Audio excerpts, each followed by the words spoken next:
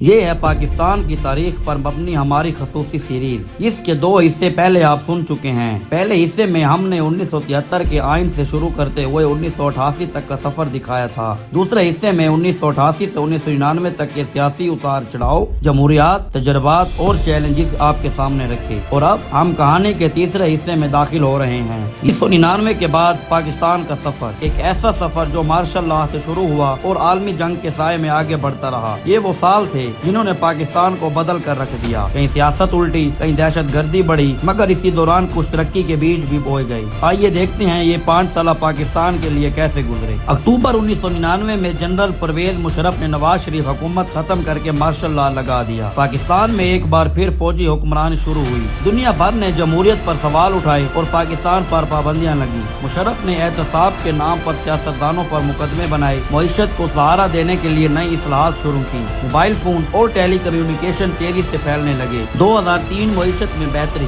امریکہ کی امداد اور بیرونی سرمایہ کاری سے معیشت بہتر ہونا شروع ہوئی۔ زر مبادلہ کے ذخائر بڑھے، ترقیاتی منصوبے شروع ہوئے۔ آئی ٹی اور انٹرنیٹ کا دور تیزی سے آگے بڑھنے لگا، لیکن شدت پسندی اور دہشت گردوں کا اثر بھی بڑھ رہا تھا۔ 2004 تعلیم اور ترقی کی نئی بنیاد، ہائر ایجوکیشن کمیشن کا باضابطہ قیام، ڈاکٹر عطاء الرحمان کی قیادت میں پاکستانی یونیورسٹیوں کے بدلنے کا آغاز، معیشت کی شرح نمو بلند، ترقیاتی منصوبے جاری۔ 1999 سے 2004 یہ 5 سال پاکستان کے لیے آزمائش اور تبدیلی کے سال تھے۔ ایک طرف عالمی جنگ کا دباؤ، دہشت گردی اور سیاسی ہلچل، اور دوسری طرف تعلیم، معیشت اور ٹیکنالوجی میں ترقی کی نئی راہیں۔ یہ وہ دور تھا جس نے آنے والے برسوں کی کہانی لکھ دی۔ سوال یہ ہے، کیا ہم نے اس دور کے مواقع کو صحیح طرح استعمال کیا، یا پھر یہ موقع بھی ہمارے ہاتھ سے نکل گئے؟ پرویز مشرف کی حکومت میں ملک نے ایک طرف معاشی استحکام اور میڈیا کی آزادی دیکھی، تو دوسری طرف دہشت گردی کی جنگ اور عالمی دباؤ کا سامنا بھی کیا۔ اب ہم داخل ہوتے ہیں 2004 کے بعد کے دور میں، جہاں ایک نیا باب کھلتا ہے۔ 2004 میں میر ظفر اللہ جمالی کے استعفے کے بعد چودھری شجاعت حسین نے مختصر وقت کے لیے وزیر اعظم کا عہدہ سنبھالا، لیکن جلد ہی پرویز مشرف کے قریبی ساتھی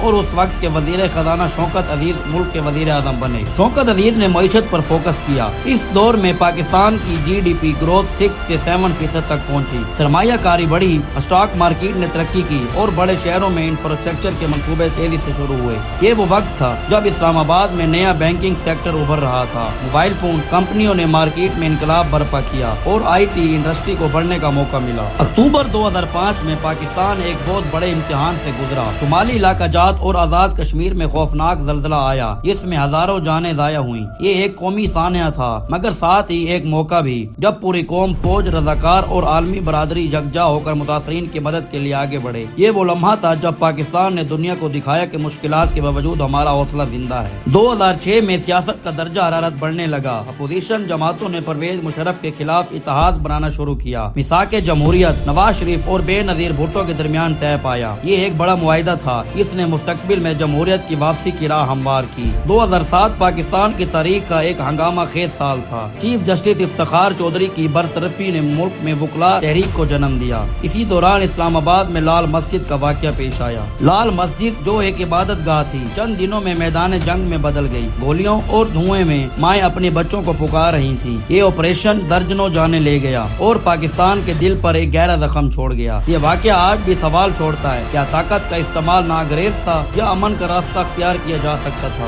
اسی سال ایک اور سانحہ ہوا۔ 27 دسمبر 2007 کو راولپنڈی میں جلسے کے بعد بے نظیر بھٹو پر حملہ کیا گیا۔ واقعے میں گولیاں چلیں اور خودکش دھماکہ ہوا۔ کچھ تحقیقات نے کہا کہ وہ گولی سے شہید ہوئی، جبکہ برطانوی ماہرین نے نتیجہ دیا کہ سر پر لگنے والی چوٹ دھماکے کے جھٹکے سے جان لیوا ثابت ہوئی۔ اقوام متحدہ نے بھی کہا کہ سیکیورٹی انتہائی ناکافی تھی اور تفنیش میں سنگین خامیاں رہیں۔ یوں بے نظیر بھٹو کی موت نہ صرف ایک سیاسی سانحہ تھی، بلکہ ایک ایسا زخم بھی جس نے پاکستانی عوام کو صدمے اور سوالوں میں مبتلا کر دیا۔ یوں جنرل مشرف کا دور اپنے اختتام کی طرف بڑھ رہا تھا۔ ایک طرف مارشل لاء کی گرفت کمزور پڑ رہی تھی، دوسری طرف عوامی دباؤ بڑھ رہا تھا کہ جمہوریت بحال کی جائے۔ 27 دسمبر 2007 کو بے نظیر بھٹو کی شہادت نے پورے ملک کو ہلا دیا۔ یہ واقعہ صرف ایک لیڈر کی جان کا ضیاع نہیں تھا، بلکہ پاکستان کی سیاست کے ایک نئے باب کی شروعات بھی تھا۔ اسی سانحے کے بعد یہ فیصلہ کیا گیا کہ انتخابات ضرور کرائے جائیں گے تاکہ ملک دوبارہ جمہوری راستے پر واپس آ سکے۔